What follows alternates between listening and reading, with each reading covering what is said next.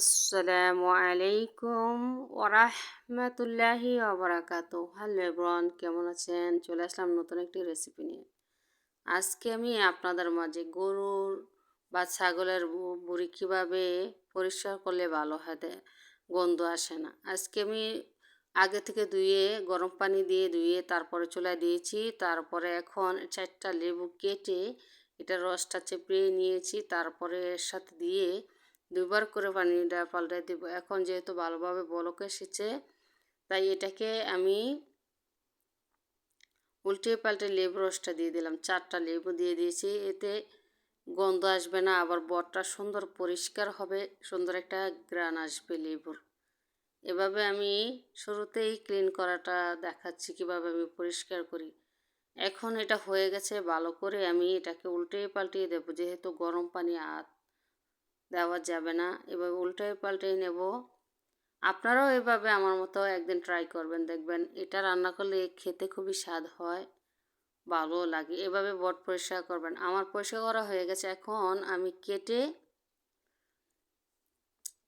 পরিষ্কার করে নিচ্ছি। এখন আমি রাইস কুকারে দিয়ে দিচ্ছি রসুন আর পেঁয়াজের ফালতো, এখন কাটা বটগুলো দিয়ে দিচ্ছি। আমি এটা ছাগলের বট রান্না করছি, অনেক বড় ছাগল, গরুর বটের মতোই লাগবে, অনেক মোটা মোটা হয়েছে। আপনারা দেখুন, ধনিয়ার গুঁড়া, জিরার গুঁড়া, গরম মশলা হালকাভাবে আমি দিয়ে দিচ্ছি, সামান্য লবণ 1 চামচ।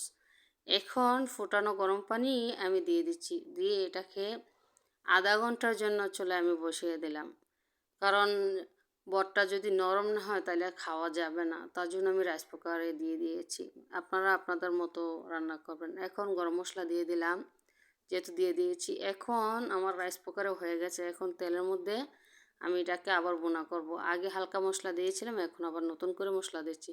পেঁয়াজ কুচি, একটা মরিচ দিয়ে দিলাম। এখন পেঁয়াজটা লাল লাল ভাজা হওয়া পর্যন্ত আমি এটাকে অপেক্ষা করব।